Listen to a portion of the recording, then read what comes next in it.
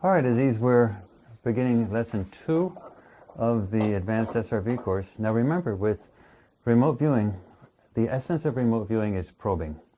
So when you're probing, you're asking for information, and only when you ask for information do you get something back. When you're meditating, you're just sitting there, but you're not asking for information. That's why a person who's meditating isn't actually learning anything. They're just calming the mind so that they could perceive something if they were going to be trying to get information. But unless they actually ask for information, it doesn't come back. So the probing is important with remote viewing. So we start after we meditate, when our mind is calm, and then we start asking for information. Now, when we're doing remote viewing for training like we're doing today, we have a monitor. So I'm a monitor. I know the target and I know the things that need to be done. But when you do a remote viewing session for operational purposes, for actual, like say in our mysteries projects at the Farsight Institute, or if one of our scientific projects, those are normally done solo, where you're doing it all by yourself and there's no monitor. You're in the remote viewing room all by yourself and that's it. Okay. But for training, we use monitors. So the question is, if you were to go into a room and someone say, go into that room and then come back and report, and no one told you what to look for, you'd go into the room and you'd say, okay, I'm in a room, and you'd come back and you'd say, yeah, there's a room there. Sir, it's okay. And the person would say, well, what color is the walls? What kind of pictures were on the walls? Is there a bed in there? What about shoes in the closet? And you'd say, well, you didn't tell me to get that. I mean, how was I supposed to know? Tell me what you want before I go in. So remote viewing is like that. You have to know what you're going to get to ask the right questions. So a monitor typically knows that information. The question is, if you're doing it solo, how do you know what to get? Meaning, the remote viewing process places your perceptions at a spot in time and space, but it doesn't tell you what to do. You're just there, and whatever you notice, you notice. So a monitor has always been very good for saying, okay, now do this, now do that, look at this, look at that. But what if you don't have a monitor? So that's where the advanced SRV templates come in. There's a list of things for you to do, and that list of things is really, really good for giving you an entire array of the types of things we want for virtually all targets. So the advanced SRV template is used essentially to replace the monitor so that you have the ability to go in, find things out, and have the whole laundry list of things to do so that when you come back you have a complete report. So that's the whole idea for it. The other part of it, though, is it's so complicated in the sense of there's so many things to do, it's hard to put it all into memory. So we actually have the SRV template, the advanced SRV template, printed out so that it reminds you of what to do. Do this next, do that next. And following the template is more than enough to keep the conscious mind busy so that your probings keep working and getting you stuff to do. Now, for the advanced SRV template, the very first thing we use is the target directional. So the target directional is the page that starts you out, and the first thing that you have to put on it is the target coordinates. So those are the things that you're going to be getting yourself. When we normally when you do your own sessions for one of our projects, you get your own target coordinates. So that's 2 4-digit random numbers, and typically we get them from the website. So the target coordinates you write down here so that you have them. Now the session numbers, typically for any particular target, we often do more than one session. So if this is the first session you're doing for that target, you just put a 1 under the session number. And now for the experiment number, for example, with the mysteries projects that we're doing, you would, if you were doing mysteries 5 or mysteries 7 or mysteries 20 or whatever, you'd write mysteries 20 or mysteries 15 under the experiment number. So you have the target coordinates, what session this is for that particular target, and what project this is all about. That's the experiment number. Now you have the data type. Now the data type comes under those 3 things that we just talked about, and that there are a few data types. Now on the website for the Farsight Institute, we have something called the Advanced SRV protocols for the overview and instructions. And because we have the so many things to do, you actually have these printed out when you're doing your session so that you can remind yourself. So the first thing is the data type. Now, there are 6 data types. The first 3 are for solo. The second 3 are for monitored. This is a monitored session. And the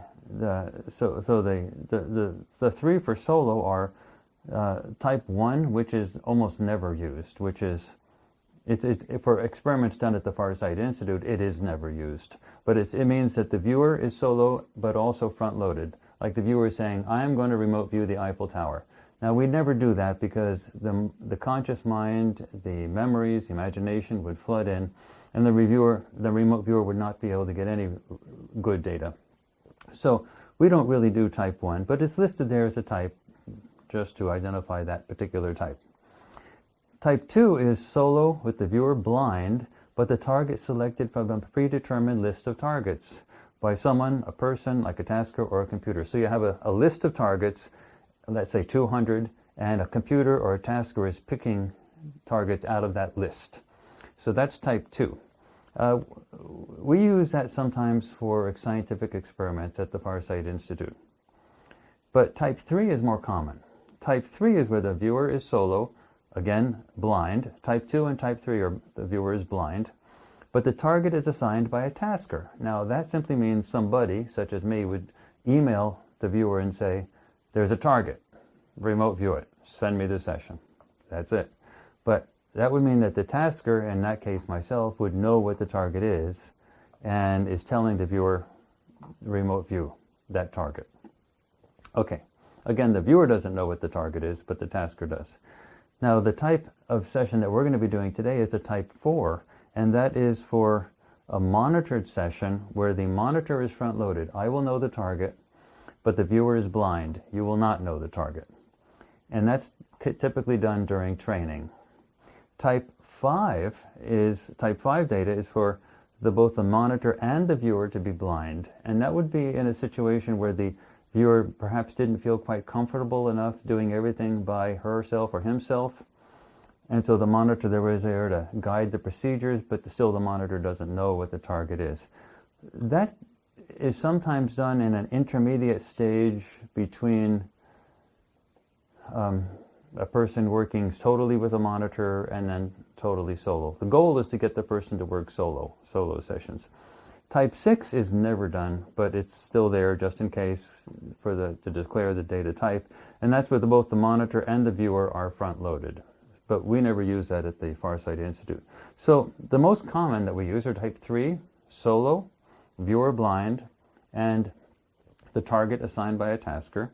And type 4, which is a monitored session with the monitor front-loaded and the viewer blind. So under data type, you're going to write the number 4. For the monitoring level, which is how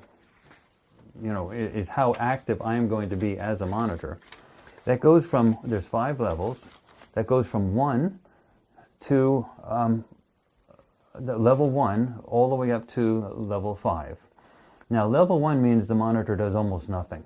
It's just watching and checking, and if something needs to be pushed or nudged, the monitor makes a suggestion. All the way up to level 5, level 5 is where the monitor is actively engaged in everything, telling you, do this, do that, the other thing. And that's what we do with beginning instruction like this. So you're going to be putting a 5 under the monitoring level and a 4 under the data type. Now, the PS stands for physical state. The normal response for physical state is the word fine. Physical state is like, you have a broken leg, is there a pain in the back, is there a headache? If you have anything like that, there's no reason to remote view anyway. Take a nap, go jogging, feel better, meditate. Now, we always meditate before we do our sessions. So your physical state should be fine. So if it's not, in the old days, especially in the military days, they used to declare their physical state so that they could declare it so that it wouldn't interfere with the session, according to the theory, and then be okay. But we prefer to say, if the physical state's not good, take a nap, go jogging, wait till it's good. You have to wait an afternoon or the next day or whatever. The next one is ES, which stands for emotional state. Same thing. The normal response is fine. If you got a traffic ticket and you think the police gave it to you unfairly and you're really upset, you didn't go through a red light, but the police say you did go through the red light, or if you had an argument with a boyfriend or girlfriend, an argument with somebody that's a teacher, for example, anything that could sort of get you upset, well, that's not a good time to have a remote viewing session. In the old days, in the old military days, they used to actually declare it, their emotional state, and that would sort of get rid of it. But it doesn't totally get rid of it. So if you've had an argument or something that's upset you in some way, just don't do the session that moment. Wait till the later evening or something like that. Okay? Now the next thing is AP. That stands for Advanced Perceptuals. Advanced Perceptuals means before you even start your session, you're getting some images to come through. Because you've already meditated, you're already calm, you know you're going to go into this target. Sometimes the perceptions just begin before you've done anything. And if that happens, there's a space on this target directional below that. You sketch them right here. And if you need to, you have other blank pieces of paper. So some people sketch quite a bit. Like, for example, Dick Algar, when he does a session using the Hawaii Remote Viewer Guild procedures, before he starts a session, sometimes he gets a lot of visuals just coming in, and never delete anything. Remember, if you get anything, put it down. So he sometimes has 2 or 3 pages of advanced perceptuals that actually become part of the session, even though they didn't come in at the right time. So anyway, that's this space down here for that, and if you need more, you get another blank piece of paper.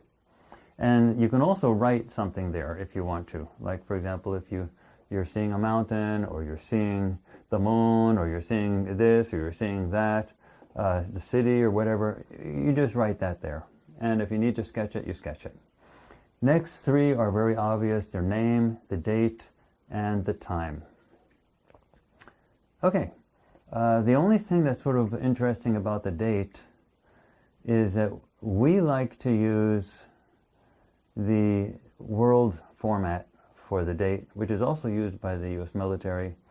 But the world format is to put the date first, the number of the date first, then the month, and then the year, without any commas separating it. So we like to do that just because that's sort of accepted by the rest of the world, and it's an easy way to identify dates. Okay?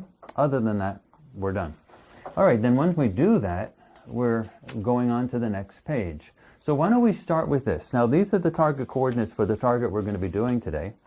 So why don't you write these down and put a slash between the 2 4 numbers. So the first 4 numbers is 4597. So write 4597 slash, and now write 4782.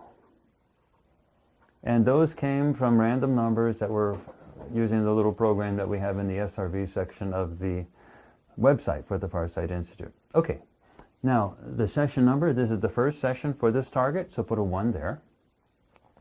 And the experiment number, actually this doesn't have an experiment number because it's not one of the projects at the Farsight Institute, it's just a training thing. So you can just write the word training. Okay, now remember always to write big and clear because these get photocopied, scanned in, and put on the web, so things like that. Okay, data type, we put the number 4. And for the line, for the monitoring level, we put the number 5. Okay. Physical state, normally that would be fine. Do you feel fine? I feel fine. All right, good. Emotional state, yes, that would be normally fine. Are you fine? I'm fine. Okay, do you have any advanced perceptuals? Any thoughts? What's that? I do. Okay, what is that, and write it down. It was a big white building.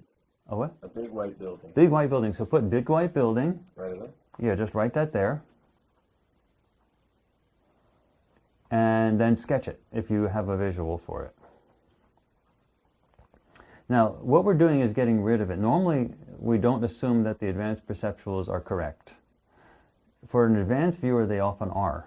But normally what we do with these advanced perceptuals is we just declare them, we don't know what they are, and we get them out of our mind.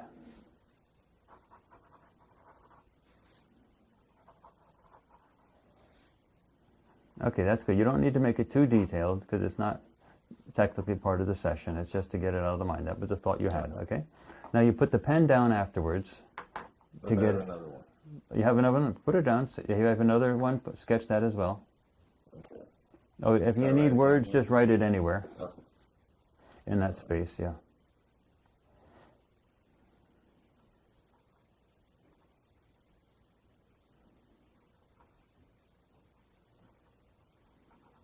The whole idea of the advanced perceptuals is just to get any of these initial thoughts out.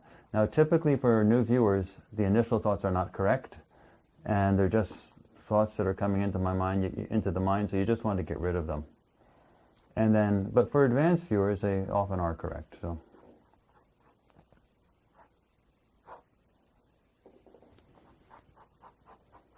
And what is that you're doing? What is the words that you wrote? Baseball backfield. It's the thing. Okay, that's yeah, behind okay, the- good, yeah. That came in on the other session Yeah, you were doing as I well. just thought about it. Yeah, so you just put it, okay, now put the pen down. Okay, now you pick it up, now you put your name, Aziz Brown. And the date, and let me look to make sure we have the correct date on this. So the date is the 29th of November, so put 29 November, and then 2014. And the time is 5:43 p.m.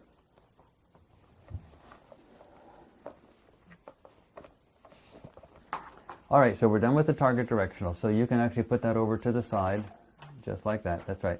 Now, the next page is for 3 ideograms. So in the last sessions, we did ideograms and we probed them.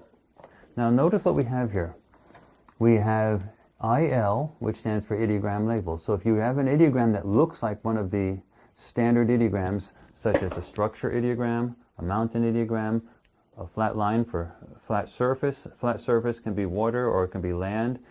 Or if you have a line that you like that maybe goes off in a direction, sometimes with a curve to it, sort of energetic, or that could be movement. If it's a squirrely thing, often it's energetics, like a circular thing, sort of going around and around. If I have an ideogram in mind already, should I put it on that? No, you don't have to worry about an an advanced perceptual is when we do the target coordinates. It's sort of shocking because I bark them out, so that sort of frees you up from anything like that. Okay. But don't get too hung up on the advanced perceptuals. Okay. Right. Anyway, so the ideogram label is sort of like declaring it, because if you get something that's peaked, for example, you don't know if it's a house or that has a peaked roof or a mountain. So, but if it looks like a mountain ideogram, the ideogram label, you just say mountain. It may be correct, maybe not, but that's what the ideogram word looks like. So you declare it. It sort of gets rid of it so that you don't, like, what if it's a peaked house, but you think it's a mountain? By putting mountain down there, you're sort of getting rid of it, and you're saying, you're freeing yourself up to be able to probe it. So if you're probing it, then you're sort of testing what it was. But if it looks like a mountain and you're probing it thinking this has got to be a mountain, then you're not doing an innocent probe. You're going in there with the intent of like proving it's a mountain. You want a mountain to come out of that because it looks like a mountain, when in fact you find out later it was a peaked house. So by declaring the ideogram label, you relieve the mind of having to remember it. You declared it, you wrote it down. If it's correct, it's correct. If it's not correct, it's not correct. So you're okay. So you write the ideogram label, you put the pen down, you pick it back up. Now let's find out. Now you describe the movement of the pen with words for your A. Okay? And the same way we did before. And then underneath that you have your primitive descriptors and your advanced descriptors, which I'll remind you of. And then your B, if you have a B or no B. Now look, you have the same thing again on the same page. An ideogram label, an A and a B, and another one, ideogram label, A and a B. That means you're going to do 3 ideograms on this page. Okay. This is essentially our warm-up page, because the next thing we get into with Advanced SRV is a bunch of pages for 1 ideogram. So what we do is we invest a lot of time in phase 1.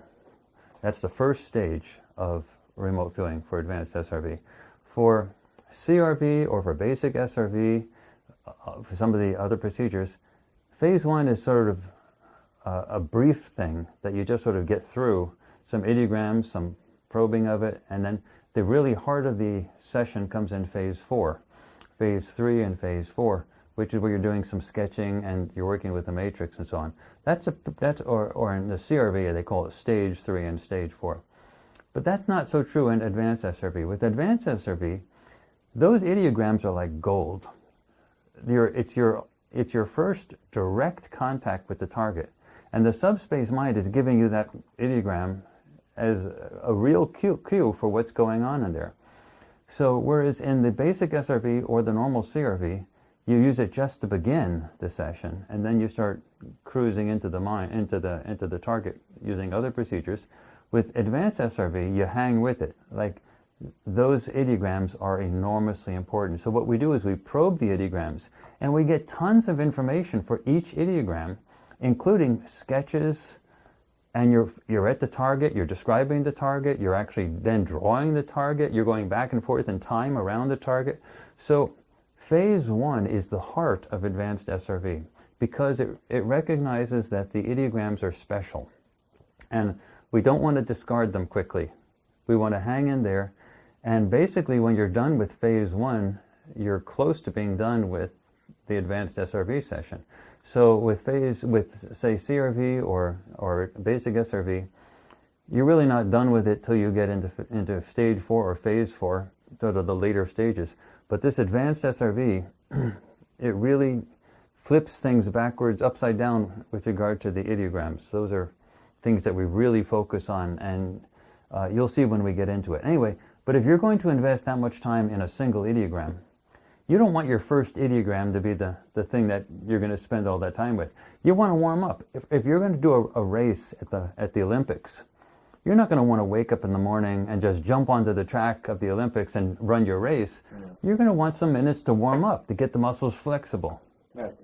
So that's what this page is of 3 ideograms. It gets you warmed up with the ideograms. And then we get into one that we're going to use a lot. Okay. So let's start with this.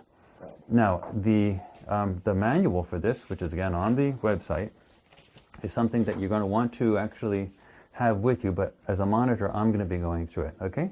So I'm going to give you the target coordinates right now.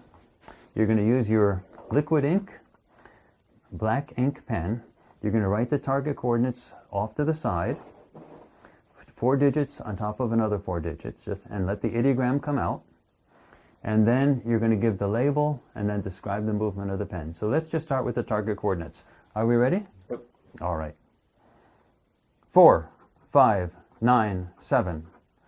4, 7, 8, 2. All right.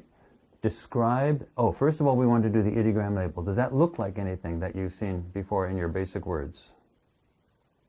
Kind of like a mountain with a right at the same time. Yeah, mountain sort of goes up and down. This one has that, but that's sort of a wavy. It doesn't really look like a particular. Not really. So just go no IL. No IL. Okay? A. Describe the movement of the pen with words. You can just go upward, sloping upward, peaking, curving downwards, curving upwards, curving downwards.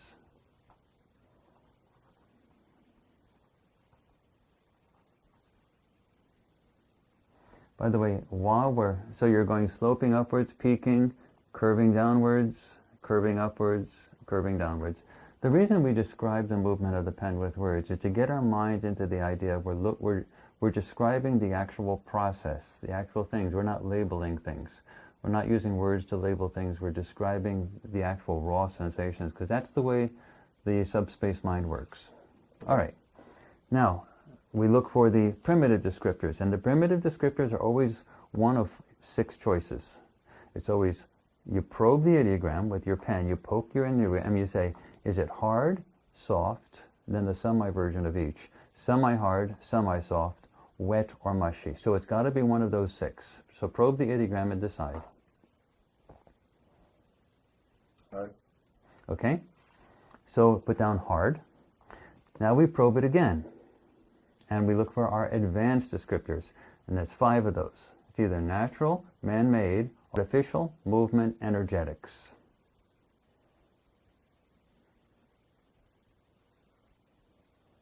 Artificial.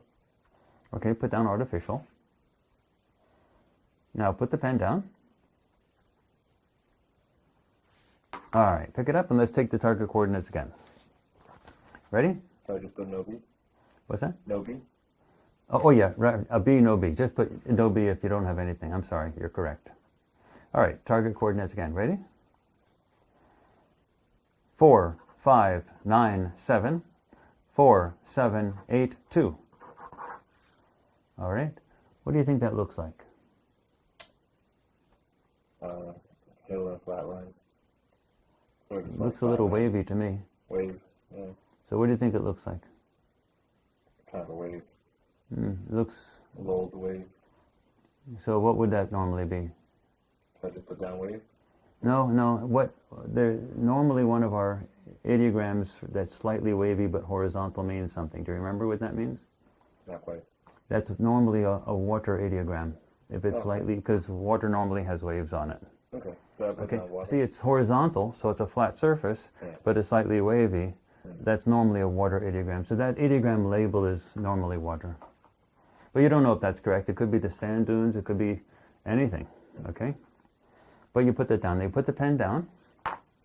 Pick it up. Now, A, describe the movement of the pen with words. Now, this is just wavy horizontal across.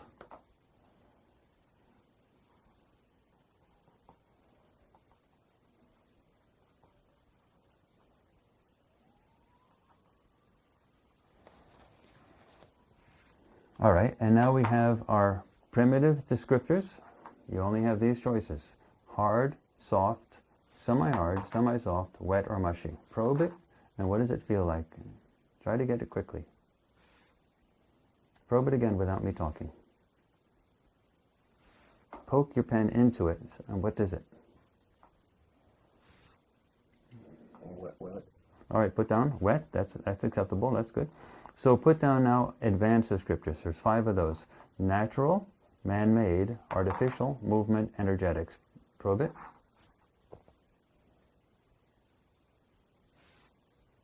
Natural. Okay, put down natural. Okay, and what do you want for B? And what would be again? B is your first guess at what that is, and it's normally the label of one of your ideograms. So what? So I put just water down? Yeah, because that's a water ideogram, and it felt wet. Okay. So a B would normally be water. Water. Does that make sense? Yep. Okay. So put the pen down. Now you don't always have to put the pen down, but if you ever want I to. like putting the pen Okay, down, fine. yeah. Okay, pick it up, and now we take the target coordinates one more time. Ready? 4, 5, 9, 7, 4, 7, 8, 2. Okay, what does that look like? A wave. Hmm?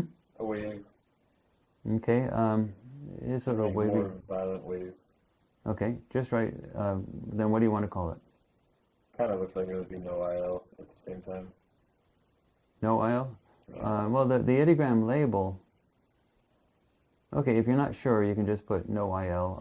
Otherwise, if it looks like one of your ideograms, it is horizontal and it is wavy. Yeah. So that is normally the water ideogram. I put a water then. Okay, Yeah. just put that down. You don't know if that's correct, but that's just what it is. Okay? Okay, put your pen down. Pick it up. Okay, describe the movement of the pen with words, and it's the same thing that you did before, which is wavy horizontal across.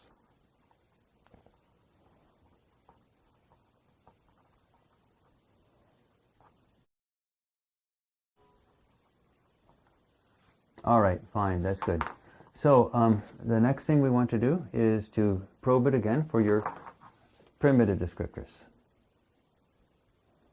And that's hard, soft, semi-hard, semi-soft, wet, or mushy.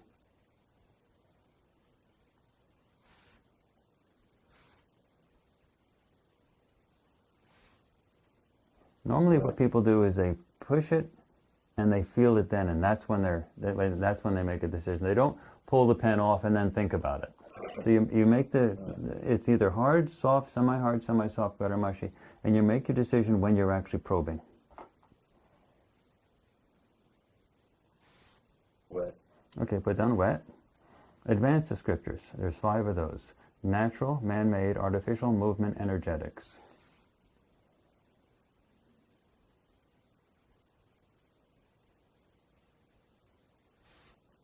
Natural. Okay, put down natural. Okay, do you have an idea? Do you want to declare it? B? I would just put water. Yeah.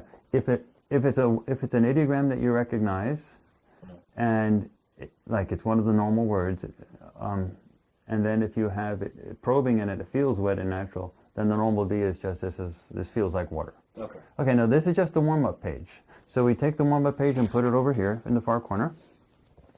And now we start with our first real go into phase 1. Now notice it starts out the same. You have a space for the target coordinates and the ideogram, and your IL.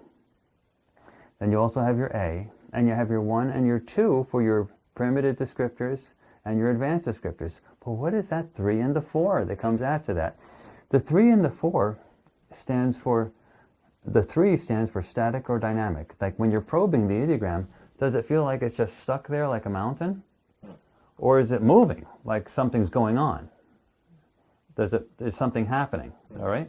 So number 3 is the words static or the word dynamic. You choose one of those two. Then you probe the ideogram again, and that is one of two words, simplex or complex. Now these things came out of HRVG, which is the Hawaii Remote Viewers Guild method. So the static or dynamic and the simplex or complex came out of their procedures. We often borrow procedures and when we build new procedures and so on. So the simplex or complex is this a simple thing I'm looking at, or is it a complicated thing I'm looking at? Is a lot going on, or is just something simple going on? For example, if it's just a mountain, it feels really simple. There's only one thing happening here. If it's a complicated thing, like an airliner, crashing into coming down and going into the ocean, and rescue people coming out, and boats coming in, it's a complicated thing. Does it make sense? So the first thing is static or dynamic, and the second thing is simplex or complex. So that's what the 3 and 4 is all about. Notice you have a B. That's your normal B. But then what's the C all about? Yeah. The C is where you start probing the ideogram again, not just for these 4 things, but you just keep probing it in an open manner. You just keep probing it and getting things. You're finding out, is it more, is it this, what is it? All these new perceptions, and you keep probing it, and you keep writing all of these things down. Low-level perceptions, temperatures, you're describing, sometimes you see low-level objects, surfaces, all types of things you're sort of perceiving, and you list them until you have a list. And when the list is sort of longish, you're starting to get a mental picture of what is there, what is at that ideogram. And that's what the D is for. So you keep probing the ideogram and listing the elements, the gestalts that you're getting, until a mental image starts coming in. And this sort of looks like that. Then you sketch it. That's the D. And that's when we're done with this page. Okay. Okay, so let's start with the target coordinates again. Ready? Okay. 4, 5, 9, 7. 4, 7, 8, 2. Okay, ideogram label? Maybe. Hmm? Water. Okay, so put that down. And now you put the pen down if you want. Pick it up, because you don't know if that's correct. But now we want to describe the movement of the pen with words, ideogram label. I'm sorry, that's your A. So go ahead, describe the movement of the pen with words, which would be wavy horizontal across.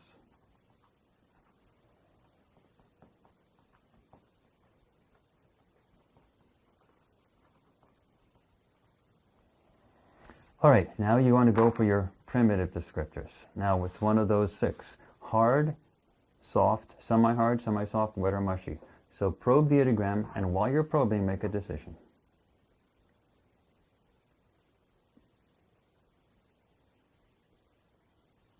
You don't probe, pardon me? Wet? Wet is fine. You don't probe very long. You just probe and then, you probed right, but just go ahead. Wet? Under 1? Yeah, that's under 1. And then the advanced descriptors. Natural, man-made, artificial, movement, energetics.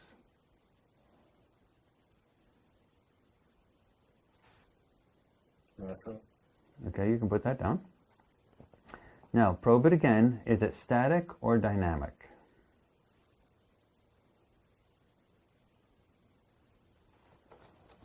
Static.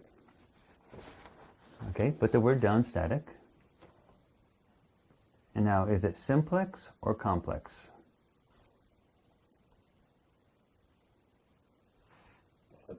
Okay.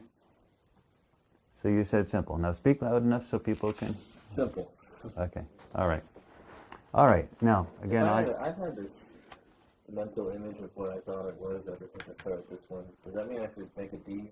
Oh yeah. If you had something, that mental image, then what was that? It sort of just seems like it was a darkish area that sort of had a shallow level of still water. Maybe it was inside of something. Maybe it was a lake in a nice area. But Okay. You can just so just put a D here. Put a D here so you don't driven. You don't want it. You don't want that to drive you. Okay, yeah. So here? yeah.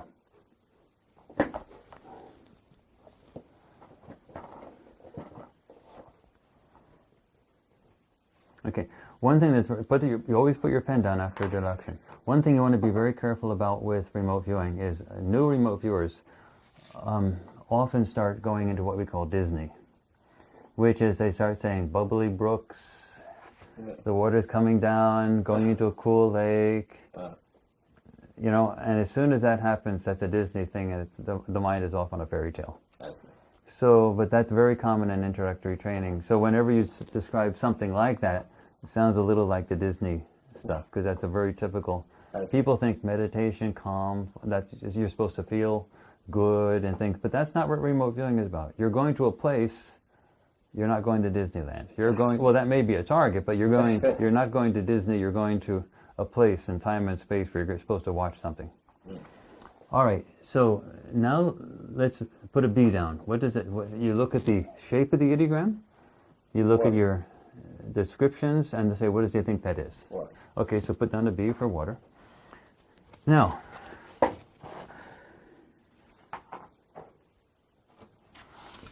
let's start probing the ideogram and start getting perceptions, images, whatever, low-level stuff that you just keep probing. Don't be afraid of it. Just keep probing. Anything that comes to mind when you probe.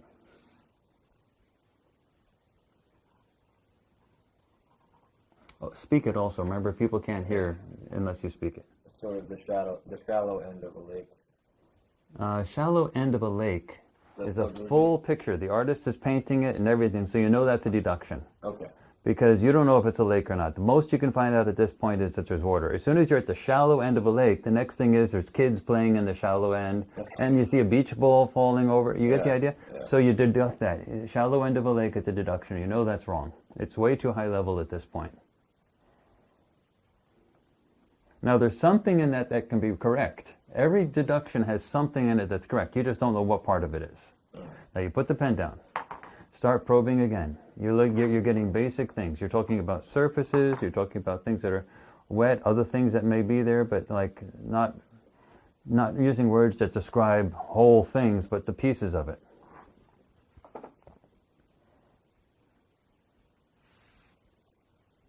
And actually, you're projecting your mind into it. When you touch that, you sort of poke your mind into it, and you sort of like you're opening up a window and just sort of, what is there? Like you're literally expecting a little vision to come through. Wall?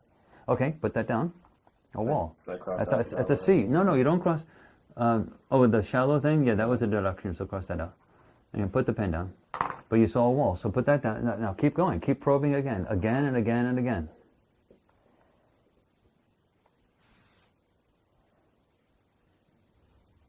I just put water down again. Okay, put the water down again, that's fine. Also colors, temperatures, wall. If you see a wall, it's got to be connected to something. What is the something? You go on like that. Another wall. Okay? See, whenever you see something, that something is connected to something else, so it leads you to the next thing. So keep it going. You know there's a couple elements in that target. You don't have to keep putting your pen down on this stuff except for deductions. Go ahead.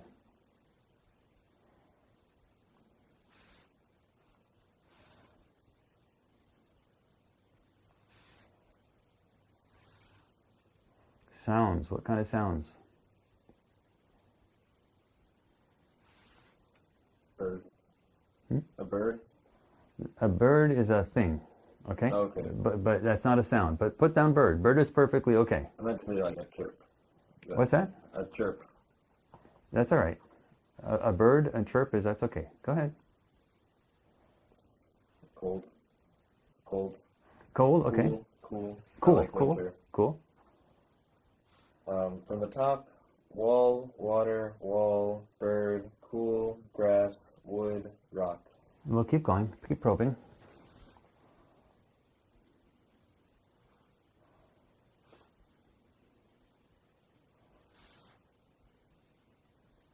You're pausing a little bit too much. Okay.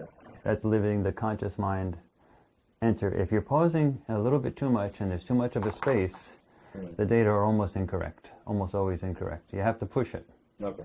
If you give yourself a time, like I didn't see how long it took you to get the grass, the wood, and what's that last one? Rocks. I didn't see how long it took, but if it was that long, then they're probably not correct. If you probe it, and when you're probing it, you're getting it, and you write it down. Okay. If you pull the pen off and there's a pause, and then you write something down, it's almost always wrong.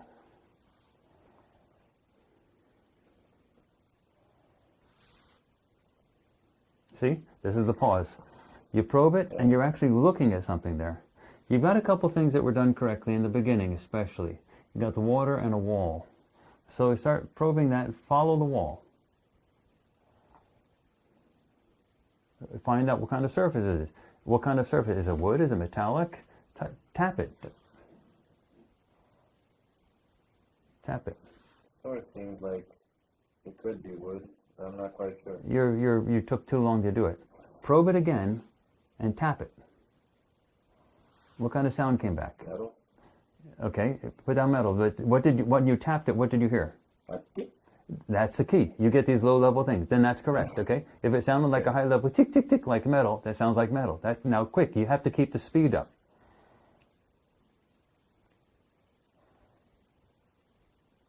Now I felt like I heard a knock. Like A knock, okay, put down knock. That means there's some sound that's making knock. You don't know what the knock is, but there's some sound there, okay? So probe again for more sounds. Does it sound like a artificial, like a machinery type sound, or is it like a woodpecker sound? What kind of a knock is it? I felt a sound of like a knock, sort of like wood again, but it was on the floor this time. It was on what? The floor. A floor. Yeah. When you say knock on a floor, Like a hardwood floor. you see that's our high-level stuff. So right, deduct hardwood floor. You're almost sure that that's wrong, okay? But you're hearing a knocking sound. That's it. So put it down, knock, and then you know there's a knocking sound. Now probe it again, and you have to push your speed up because the delay is causing the conscious mind to intervene. So probe it and then say, what kind of sounds is that? Like, are they quick pops? Are they small pops? Are they loud? Are they soft? Can I deduct the sink? What's that? A sink? A sink? Yeah, you deduct the sink. You know there's a sound. There's a popping sound. Now put the pen down, pick it up. Now quickly probe again. And say, say more about the sound. Quick, probe and just sort of try to repeat what the sound sounds like. Now I'm thinking of a bell. No, that's a deduction of bell. Is it going, actually make the sound yourself. There's different types of popping. Does it repeat over and over again, like really fast? Or is it something that's just like single? So what kind of...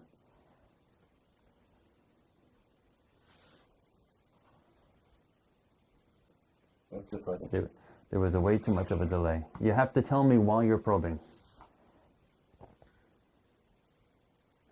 It's too long. Probe again. What does it sound like? Now I feel like I'm trying to imagine things. Okay. You're not trying to imagine. In fact, if you do it fast enough, you can't imagine. It's not. You don't have to worry about that. Just what does it sound like, and don't try to worry about it. A knock. Just put down knock.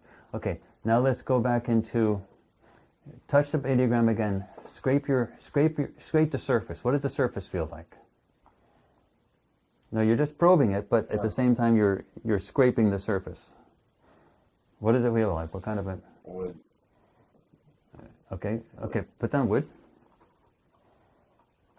Scratchy. It's not Scratchy. Not smooth. What's that? Rough. Rough. Okay, no, that's a good. Scratchy, rough. See, the wood is a little high level, so I had a little question about it. But scratchy, rough, that's a good thing. Okay, good. All right, now probe it again. Probe into the surface itself. Like go through it. go through the surface. What do you see? I mean, It's thin. it's a skin. Okay, now you know you. It's thin. What? Oh, it's thin. It's thin. Very good. It's a thin thing. Now you know it has a tapping sound. It has a dink, dink, dink, and it's thin. Go right through it to the inside, whatever's in.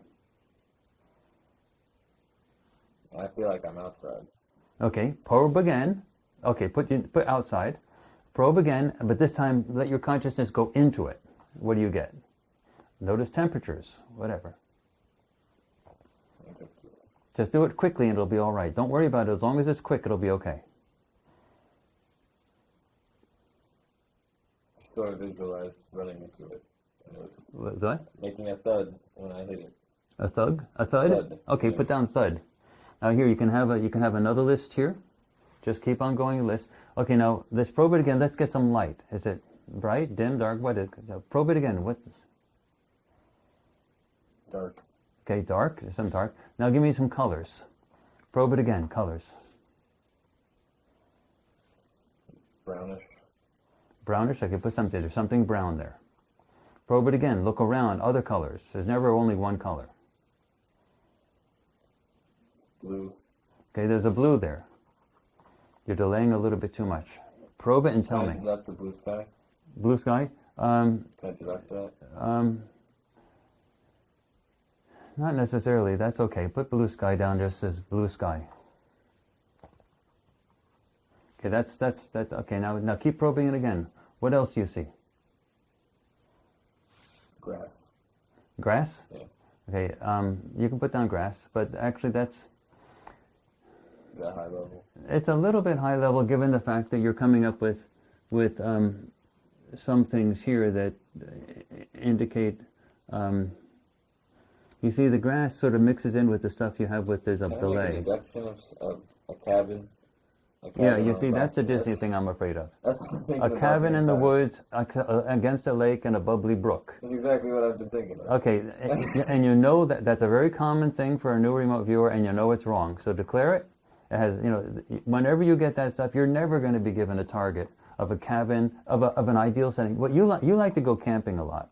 So you like cabins, you like lakes, bubbly brooks, stuff like that. So you know anything that's coming in the beginning is simply wrong. So just get rid of that.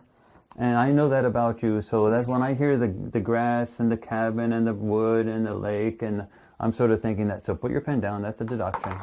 Okay, now let's go back to probing. Faster, faster, faster. I got another knock. What's that? I get like a knock dink.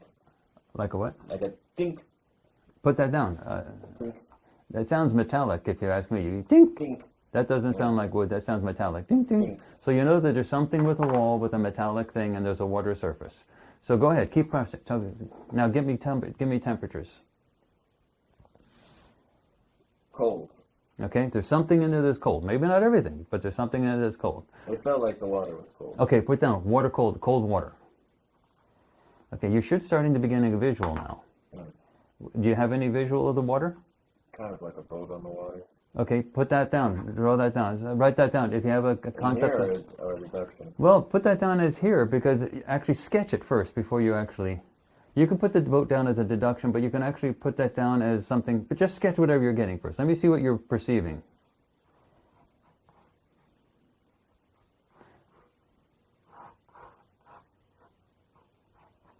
Because you're obviously getting water, and you're getting something that's metallic, and you're hearing the ding, ding, ding, and now you're starting to get something like that. Okay, now draw in the water.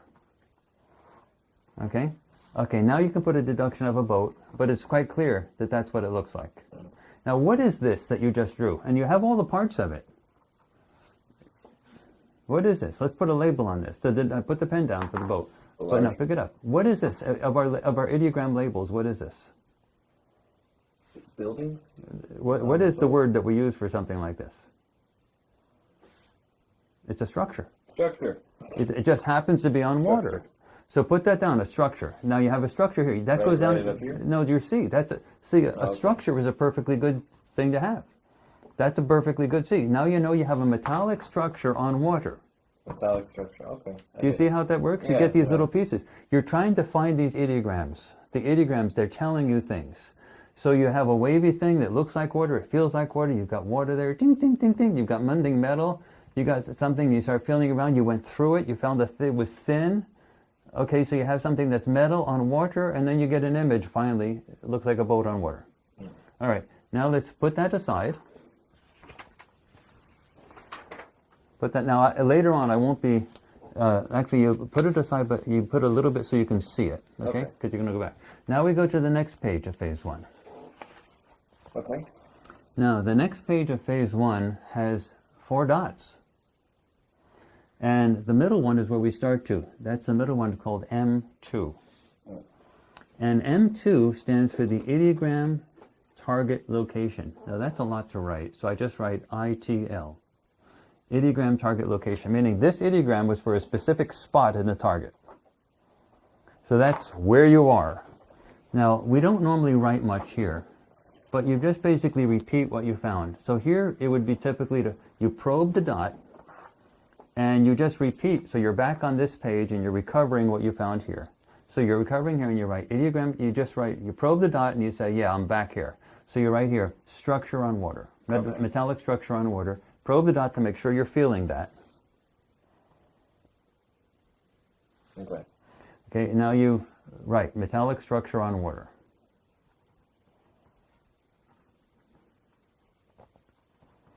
Now mind you, we got this stuff by you honing in on the lowest level of the data. The dink sound, and then figuring that thing really can't be wood. Because wood doesn't sound dink.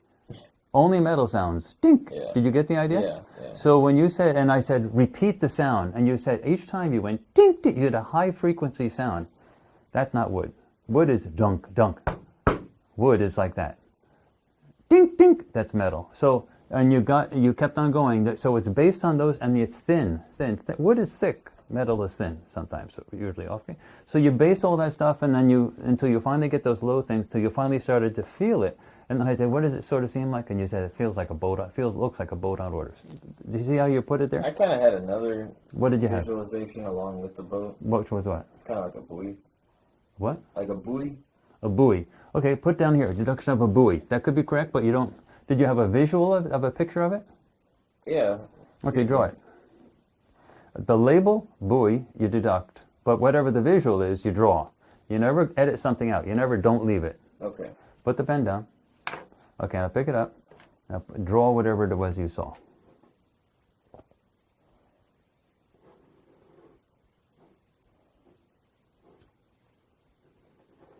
Okay, good. All right.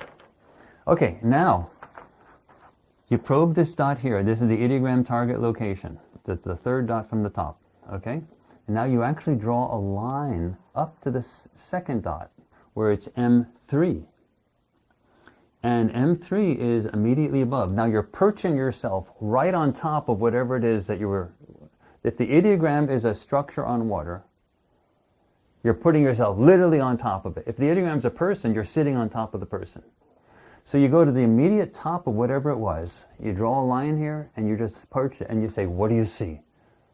Okay? And you just look around on what do you see. So, okay, take your pen, go from there, go up to the next dot. Now look around. Lots of other water. Okay, write it down.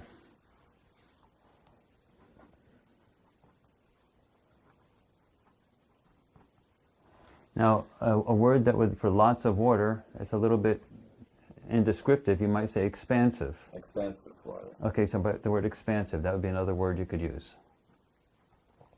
Okay, now you want to pick how high you want to, now you're sitting on top of whatever that structure is. Now you want to go up. I want to see farther. If you're only on top of the structure, you can't see too far.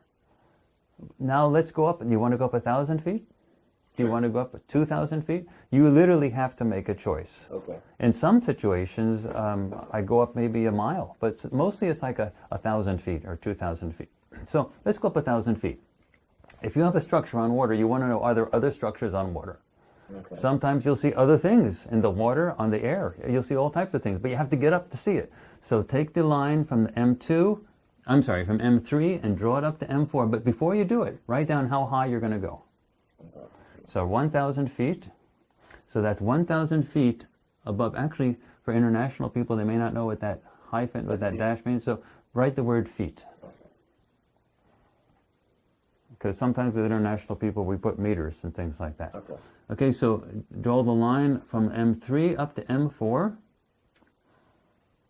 and you are now 1,000 feet up. Now probe it. While you're probing, look around. I had a visualization of a bank, maybe like a land in one distance. Okay. Then distant Then distant land. You're seeing distant land. Okay, and if you have a visualization, you can sketch it. Just right next to it? Sketch right next to it? Yeah, right next to it.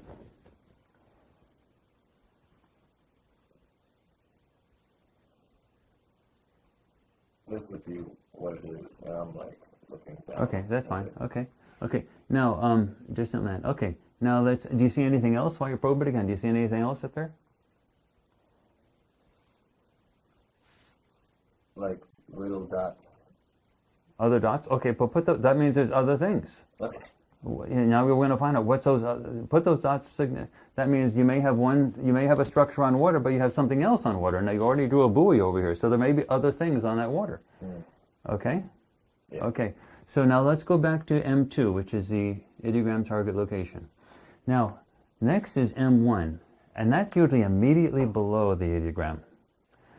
You want to know, for example, if it's a hard surface, you want to know, is it like, like the floor of a house, or is it dirt underneath, or is it, if it's wet, if it's water, is it water underneath? So you want to know, what is it on? For example, what if you were on a surface and it felt wet, but it was actually flooding on a street? Okay. You'd want to go down maybe a foot to see what are there. And if you find hard rock, then you'd say, or tarmac, then you'd say, obviously, you're not on the, you're not on the lake or on the ocean or something like that. But if you go underneath, just immediately underneath the ideogram, and you find a lot of water, hey, you're on a body of water. So what you do is you actually declare how far below the ideogram you're going to go.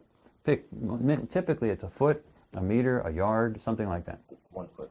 Okay, so you go 1 foot below the ideogram. Actually, this is a structure on water. Why don't we go 10 feet just to be on the same side, just to see what it is? Okay. Now you draw a line from M2 and go down there and probe, and go to to M1 and just probe. What does it feel? It's always going to be like wet or dry. Just Wet. okay. So you're on water. Wet water. Okay. All right, now we go, and this is the last thing we're going to do today. This is the section F. This is where you went vertically up or down, but F, section E, is where you went vertically up or down. Section F is where you're actually going horizontally. Okay? So, at P2, that's right here, that's at the ideogram target location, which is a structure on water. Okay? So at P2, you're there, and now we're going to go to the left and to the right. Now you don't go east-west because you don't know where you are. You could be on Mars. You could be on the moon. You could be someplace else where there is no north, south, east, or west. So you're there someplace. So you're going to go in 4 different directions. First, you're going to go right. Okay? And that will be P3. Okay. And then you're going to go left. And that'll be P, that's right here, that's P1. And then you're going to go right in front of you, and that will be P4, and then right behind you will be P5. Now, the question is, you have to decide how far to the right you're going to go. So we're going to go from P2 to P3. How far? So let's go 400 feet, okay? 400. So just right underneath P3, Okay. right 400 feet to the, 400 feet. Now you don't have to say to the right, because you're at P3, you know it's to the right. Okay. So you probe the end of P3, the end of the line, and what do you find there? And you write it down here for P3. Actually, first thing you probe P2, just to make sure you're still at the structure with water. Okay. Okay? Now, slide the line, go from P3, P2, and you slide the line, meaning you're literally moving slowly to your 400 feet to the right. What do you see there? At first I had just water, and then I thought of a pier. Okay, well the pier is a high level thing. Yeah. Okay, It's just like the ship, the boat is a high level thing, so you write structure. So nonetheless, you have water. So put down under P3, put down water. And what is a pier?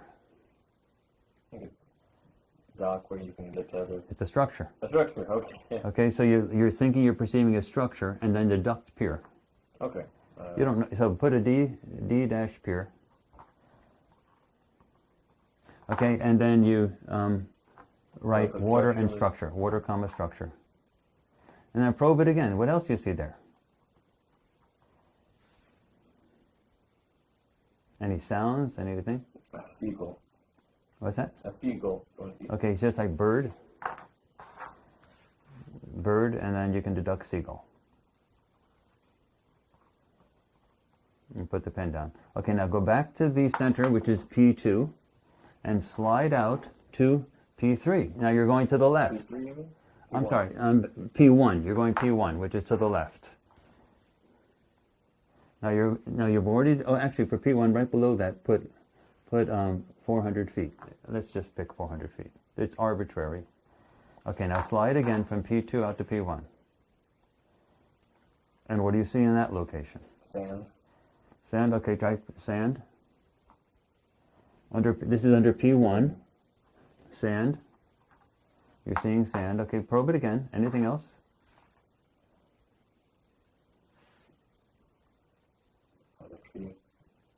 Try to deduce, deduct. You would not be saying tree at this point. You'd be saying there's some foliage if you pick foliage. But there was such a delay. Okay. You actually probed and then you poked down and you sort of shook your head. And so I said, so anything coming out at that much a delay is not correct. Okay. So go ahead, try it again. The answer has to come while you're probing. Like while you're probing is when you're actually perceiving. I just got water again. Okay, water, put down water. While you're probing is when you're perceiving. Okay. When you're taking your pen off, the conscious mind is now working on that perception. If you give it too much time, it's worked on it too long.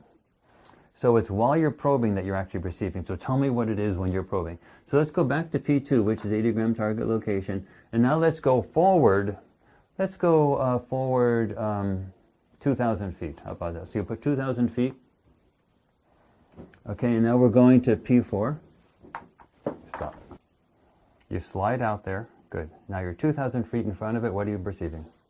You're taking too much time. You have to be probing while you're asking, while you're doing that. Water, and there's a structure Okay, water. around it. And what? Maybe a structure. Okay, water and a structure. Any sounds? Go out there. Okay, water, structure, comma, structure. Go out there, see if you see any sounds. No, now that you're there, you can just probe the end of the line. Any wind sounds? Any? Yeah, I mean wind. Okay, wind. put down something. See, that's the type of thing you want to look. Is it whatever? Okay, now go back to P2. Ask for sounds at P2. Any other sounds you're beginning at P2? Waves lapping. Okay, lapping waves. Now you did that sort of quickly. That was good. That's why I said just write it down. All right. Go down, get some more sounds. You see, there was some ding ding ding. There was some popping sounds that reported there. Go back to P2. Any sounds? Quick. Like a drill. Okay, like a drill. Now that like a drill is a deduction. Oh, okay. What does it sound like? Repeat what it sounds like. Like a lot of dinks. A lot of really dinks. quickly together, like. Okay, no, don't sound like that. Yeah. Just with your voice, make a sound like it. No, that sounds like a motor. But it wasn't like that. I just can't make the sound. Try it. Ding ding ding ding ding ding ding ding. Pop, pop, pop, pop, pop, pop. Yeah. Okay, that sounds like a motor. Okay. Put that down. So at P2 you found so write down motor as a deduction, and then put the pen down, pick it up, and just write down motor sounds. Okay, now let's go back to P2. Now let's go 1,000 feet, 2,000 feet behind.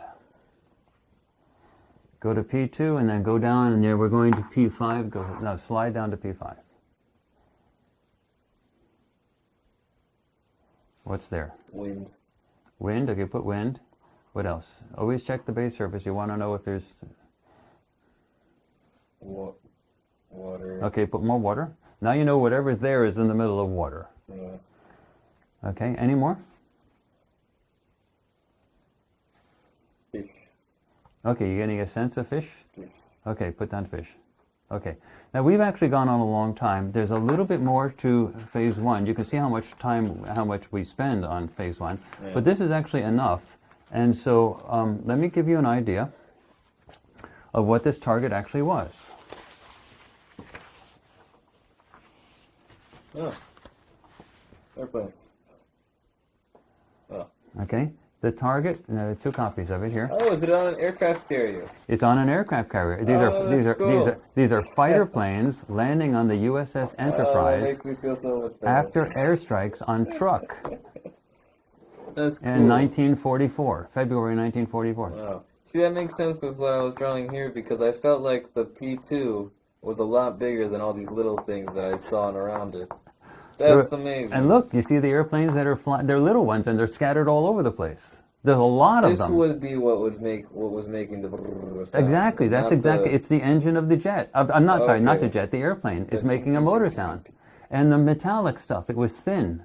Look at the metallic stuff, it's all thin. When I said the ding ding ding ding ding ding, something I didn't mention before is that I had this like slight perception of many people working, but then I thought that was a lot of No, that means you have subjects. Okay. So you're right, many subjects. Many subjects. And the concept of working is okay. Okay. So- Now that makes more. Okay. I didn't know what was good to say, what was bad to No, say. anything, a subject, you have an ideogram of a subject, that's Okay. perfectly good. Okay, look at how much we built. You built it up on sounds and sand, and look what we got. We have a structure on water, a lot of metallic sounds going on, lots of little things around it, somehow, and this was on airstrikes on truck. So there was some land in the distance. Does it make sense? Yeah, no, it's So there was cool. land in the distance, and you went different. Now, so what we got here, we have a structure, This is lots of cool. small things around, the metallic sounds. We're Yeah. starting to get. Now, as you get more and more into it, I can further see- into it, you'll get. And look, we have the beginning of a map. Yeah. You have an aerial view and the beginning of a map. How much is this way? How much is that way? What's in that way? And by looking this perspective here, the F section, we know that the P2 structure is surrounded by water. So you're in the middle of a large body of This is water. so cool. Yes. Awesome. You get the idea? Very fun. Okay. Very cool. Okay. Well, we'll do the rest of phase one, which is only one more page of phase one. We end up doing phase one about 3 or 4 times for a whole target. And basically, at the end of that, only phase one, you have an almost complete description of the target. This is awesome. And then we go on and do some other things. But anyway, Cool. we'll call it a day for now, okay? Yes, yes. All right. All right, That son. was cool.